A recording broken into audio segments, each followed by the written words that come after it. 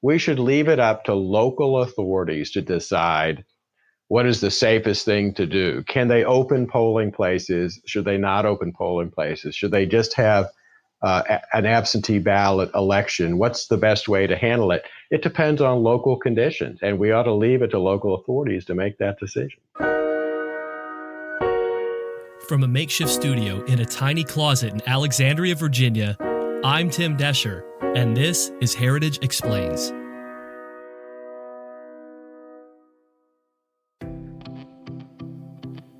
Election season is always a spectacle. But it seems like the politics leading up to the elections never seem as sacred as the actual duty of casting a vote. Since I can remember, every election that I paid attention to had hype, rhetoric, attacks, dodges, counterattacks, and maybe a little policy in the mix. But one thing is certain. It all comes down to one day, Election Day. It's the day that marks an individual's civic duty better than anything else. To many, Election Day might not be as big of a deal as it once was. In fact, Election Day could be a thing of the past.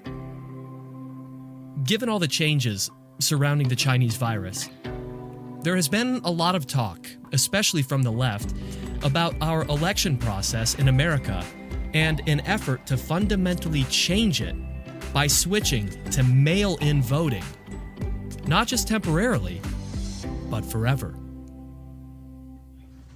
House Speaker Nancy Pelosi says she is determined to push for mail-in voting across the country in the next relief bill. In terms of the elections, I think that we'll probably be moving to vote by mail. That's why we wanted to have more resources in this third bill that just was signed by the president to get those resources to the states to facilitate the reality of life that we are going to have more vote by mail. And recently, a slew of leaders on the left, including Senators Kamala Harris, Amy Klobuchar, Elizabeth Warren, members of the Squad in the House of Representatives, and many others are rallying around this as their next big push. But conservatives are hesitant to buy in. Why? Aren't we for people having the right to vote? Here's an exchange between President Trump and a member of the mainstream media at a recent press briefing to set the stage. If you're a senior citizen and if you're somebody that needs it, I'm all for it. But they have to be very careful because you know the things with bundling and all of the things that are happening with votes by mail, where thousands of votes are gathered. And I'm not going to say which party does it, but thousands of votes are gathered and they come in and they're dumped in a location. And then all of a sudden you lose elections that you think you're going to win. I won't stand for it. Well, we're going to find out about the proof because you're going to see what's going on. Well, Mr. President, we have your proof right here. Did you know that the Heritage Foundation has an entire database where we document voter fraud around the nation? It happens. And because it happens, there is ample reason to question mail-in voting as the new normal for elections. This week, we talked to Hans von Spakovsky. He's the manager of the Election Law Reform Initiative and a senior legal fellow in the Meese Center for Legal and Judicial Studies here at the Heritage Foundation. He's literally written the book on documenting voter fraud. A couple of them, actually. On this episode, Hans explains a sensible balance between public health, voting, and how to have elections without endangering the security and integrity of the election process. Now, we'll get into the interview just after this short break. We need standard bearers in Washington, D.C. I'm so proud to work at the Heritage Foundation, where our mission is to have sensible solutions to every issue that arises in this nation. The coronavirus is no exception. That's why the Heritage Foundation started the National Coronavirus Recovery Commission. The commission's goal is to save lives, but also the livelihood of millions of Americans impacted by this virus. To do this, the Commission has released several recommendations to help our nation's leaders navigate us through this crisis and move toward a recovery. Log on to www.coronaviruscommission.com to track the Commission's recommendations and to see what our recovery plan looks like. Again, that's www.coronaviruscommission.com. Okay, let's get to our interview with Hans. Hans, your new piece in Fox News, it's called America's Hidden Voting Epidemic, Mail Ballot Failures. Now, this is a great piece considering what's happening right now in Congress. You warn against by-mail voting and differentiate between helping people to vote and canceling safeguards that exist, and that's at a state level. And just as a starting point, when you say by-mail elections, you mean absentee ballots, isn't that correct?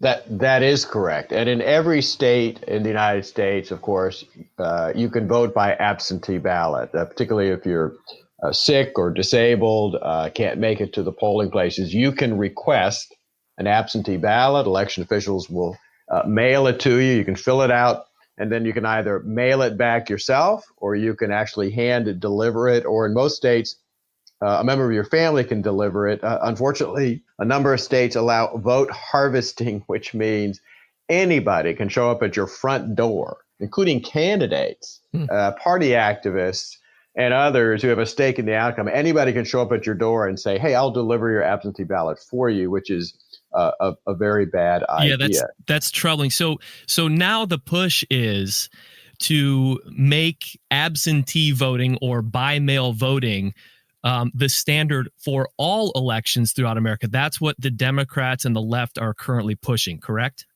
Yes, they basically want to get rid of polling places. You wouldn't be able to go and vote on election day.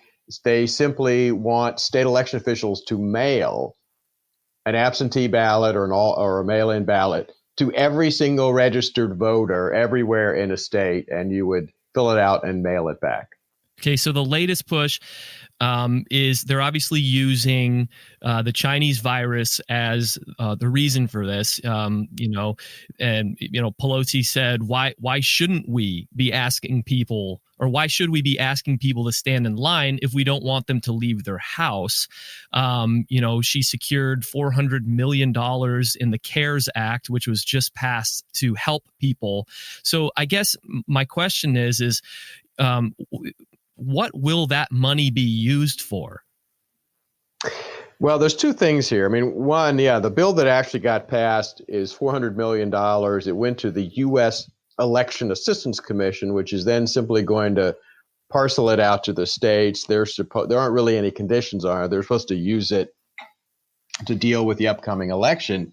But the problem is that Nancy Pelosi and others, actually what they have been trying to do is get rid of all of the security measures that states have in place.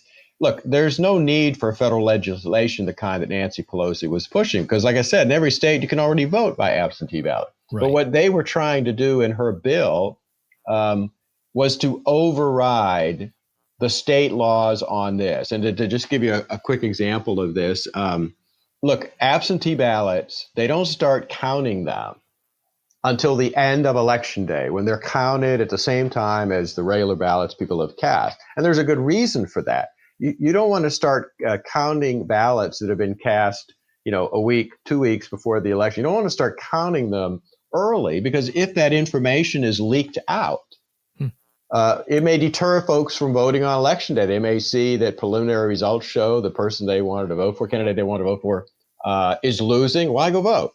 Or if that information is leaked to candidates, they might be able to manipulate election results, change things so they can change the way the election's going to come out. Yet she had a provision in her bill that would have required all states to start tabulating and counting absentee or mail-in ballots 2 weeks before election day.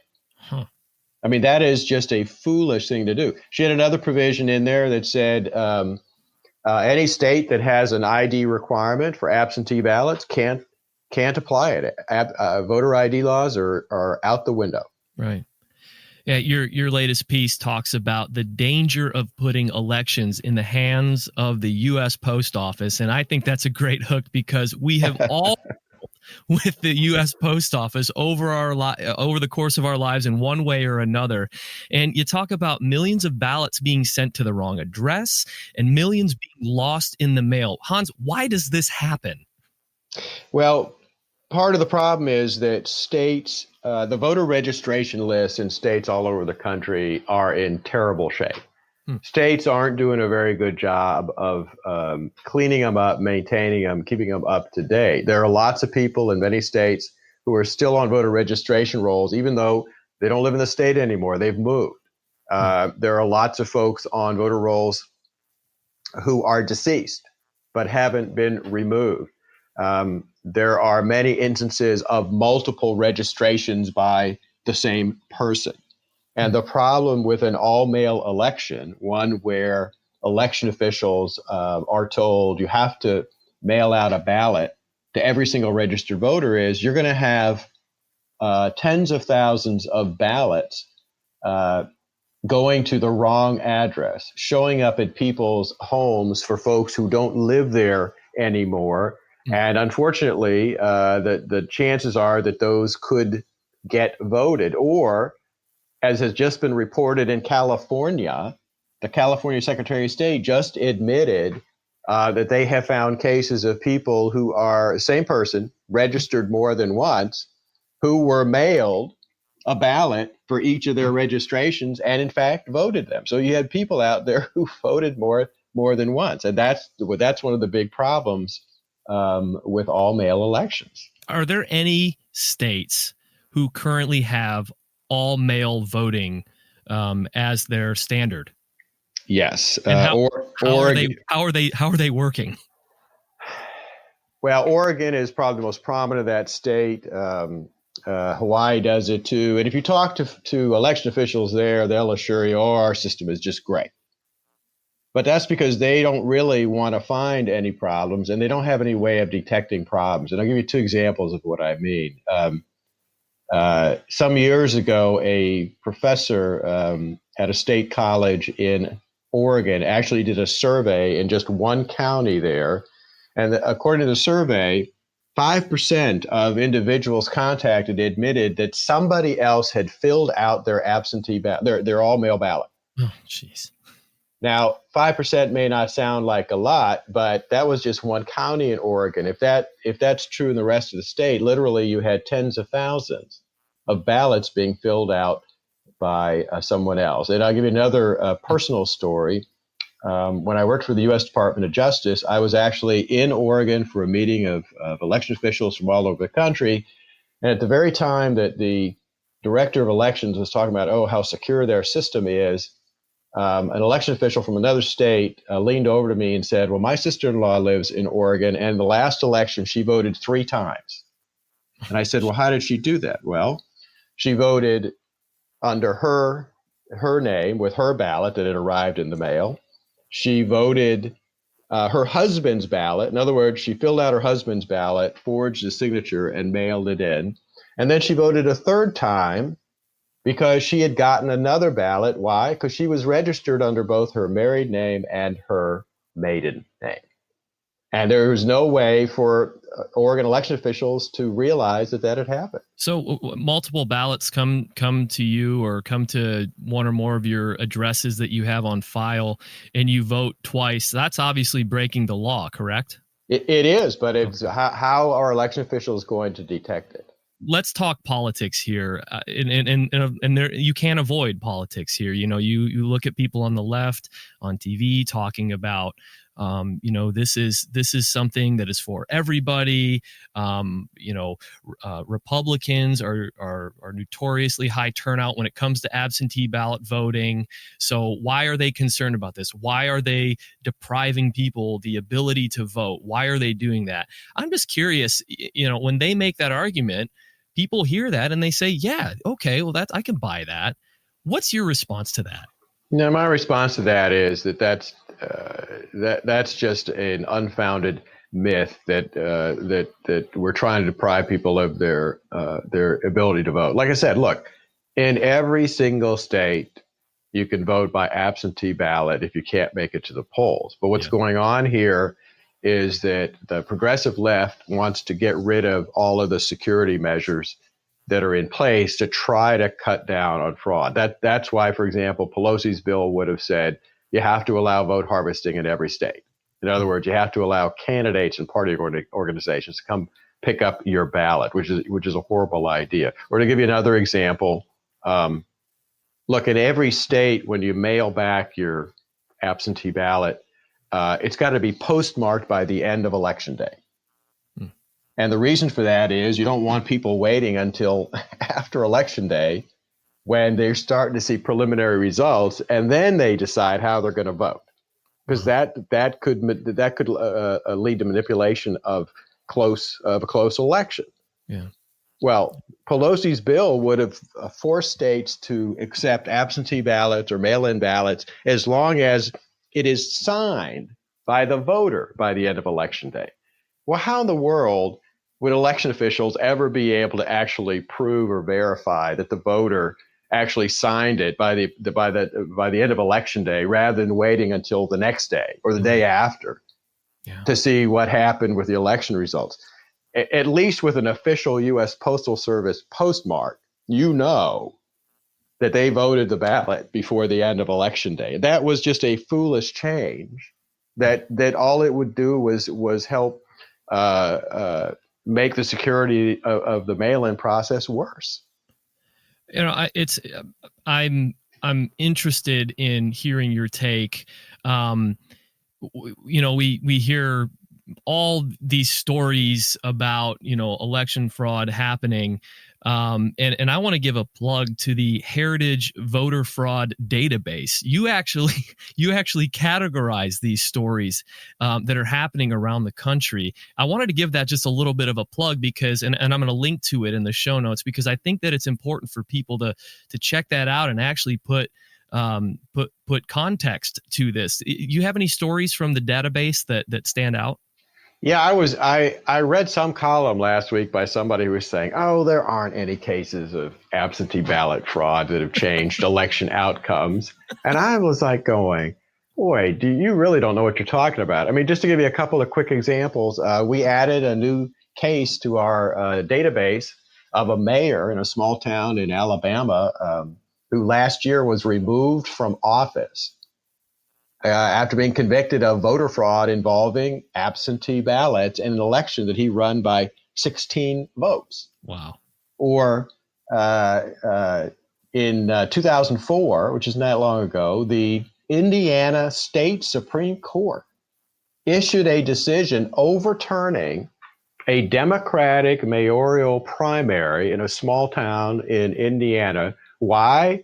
Because of massive absentee ballot fraud by one of the candidates in that city. I can give you other cases like that. Another one, Dodge County, 1990s in Georgia, a local county commissioner, local sheriff, convicted of voter fraud, not just absentee ballot fraud, but also buying votes. Wow. Same kind of thing in Alabama, Greene County, Alabama, 1990s. More than a dozen local officials and candidates convicted, again, of a massive absentee ballot fraud scheme involving hundreds of fraudulent ballots so that they could stay in office as incumbents. Yeah, and where there's smoke, there's fire, Hans. I mean, we're catching these instances. There's got to be so many more of these happening all around. And so I want to maybe try and get to a cheerful ending here. Because this can seem very hopeless. It can seem you hear all these stories, you hear the politics of it, and you hear the arguments from both sides. Do you see areas of success happening in our nation when it comes to our voting rolls or our election integrity? Well, yeah. I mean, look, more than a dozen states, despite fierce opposition in the courts, have, for example, passed voter ID laws, which is just one of the most basic steps that you need to take. And 4 states have passed voter ID laws that apply to both in-person voting and absentee ballots, which is a very good thing.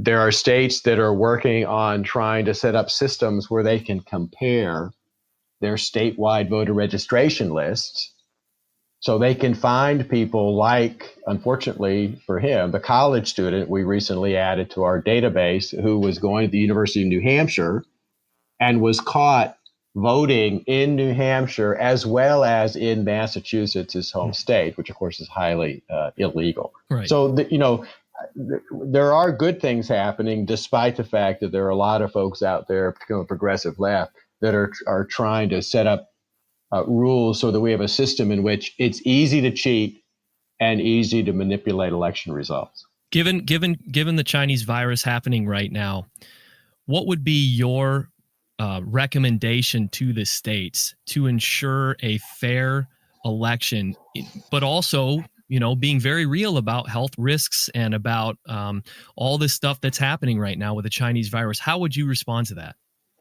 See, what I would say about that is those who think that there should be one rule that fits all and that the feds ought to be telling the states what to do don't realize that, while we have problems, for example, in places like New York and the Washington metropolitan area, there are huge swaths of the country out west where there isn't a single case of the COVID virus. So my point of that is we should leave it up to local authorities to decide what is the safest thing to do. Can they open polling places? Should they not open polling places? Should they just have an absentee ballot election? What's the best way to handle it? It depends on local conditions, and we ought to leave it to local authorities to make that decision. Hans, I just thank you so much for being with us today. And please keep us informed on any and all things that come about with this. Yeah, well, thanks for having me. I enjoyed talking to you. And that's it for another episode of Heritage Explains. Thank you so much for listening. Go ahead and head over to the show notes. Wherever you listen to the podcast, I've linked to a lot of Hans's recent work there on election integrity, some recent op-eds, links to his books, and other relevant information that's going to help provide context for all the information we just learned in the interview. Have you shared our podcast with your friends yet? If not, please do. The more we grow, the more pushback we can provide against the mainstream media narrative on almost every single major policy issue. Go ahead, hit that share button wherever you listen. You can also send us an email at managingeditor@heritage.org. That's managingeditor@heritage.org. Michelle is up next week, and we'll see you then. Be well. Heritage Explains is produced by Michelle Cordero and Tim Desher, with editing by Thalia Rampersad.